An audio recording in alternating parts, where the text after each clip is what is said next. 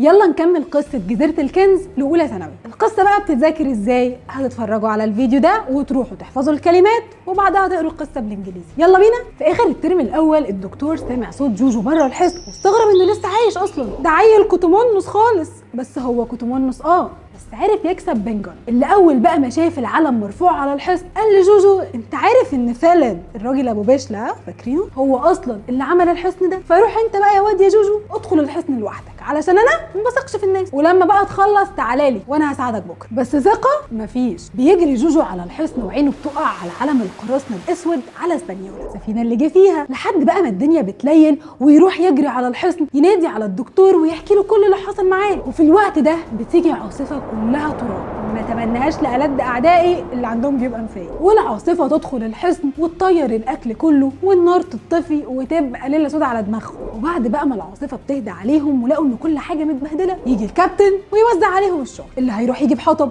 واللي يروح يدور على اكل، وانت يا جوجو مهمتك انك تقف جنب الباب. وفي الوقت ده بنجان بيجي على بال الدكتور فيروح يسال جوجو ويقول له ان اكيد بنجان اتجنن من قعده على الجزيره 3 سنين، وطالما كل اللي همه ان ياكل اكل حلو روح قول له تعالى احنا عازمينك على جبنه ده اخركم في الكرم بجد. تاني يوم الصبح جوجو صحي على صوت القراصنه ومعاهم سيلفر وجايين على الحصن ورافعين علم ابيض، اكتر قراصنه كيوت على الكوكب. ما هم مش عايزين مشاكل اهم. بس الكابتن ما كانش مرتاح وحاسس ان في حاجه غلط. سيلفر قال له ما ايه رايك نعمل هدنه ونريح العظمتين، ويا ريت بقى ارتاح عندك في الحصن الحلو ده، مش هتقولي اتفضل ولا ايه؟ الكابتن قال له بصفتك ايه يا معلم، الطباخ بتاعنا ولا القرصان اللي هيشيله احنا؟ سيلفر بيرد ان خلاص انا هقعد مكاني، بس بالله عليك يا ابو الكباتن انا ليا عندك خريطه ممكن تجيبها، ومقابل الخريطه بقى يا معلم هنوصلكم البيت ونجيب لكم اكل ليكم كلكم، ولو مش واثق فيا حقك هخلي سفينه تانية تيجي توصلكم البيت، ويا ريت بقى تسيبكم من جو القراصنه اللي مش لاقي عليكم ده. قلت ايه؟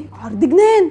نسيت اقول لك لو ما وافقتوش صوت العصافير اللي بتسمعوه الصبح ده هيبقى صوت بنادق هتسمعوه صبح وليل. امين. الكابتن بقى بمنتهى الثقه قام قايل له هو ده اخرك في القرصنه؟ خليك عارف انك لو جيت انت والقراصنه بتوعك الحصن ده تاني من غير اسلحه هربطكم وهوديكم المحاكم انجلترا، والكنز مش هتلاقيه عشان الرجاله اللي معاك مش كفايه لا للكنز ولا للخناقات اللي هتحصل بيننا. هو ايه اللي انت بتقوله ده يا ابو الكباتن؟ انت ناقص تقول له هقعدك في النوتي كورنر. بيتعصب سيلفر جدا من الكابتن وبيقول له انه هيجي كمان ساعه ومعاه اسلحه ورجاله اكتر. الكابتن عارف ان رجاله سيلفر اكتر منهم بس هم معاهم حاجه اهم وهي الحصن. يا ترى بقى سيلفر هيجيب الحصن على الارض ولا هو اللي هيبقى على الارض؟ هنعرف الفيديو كده.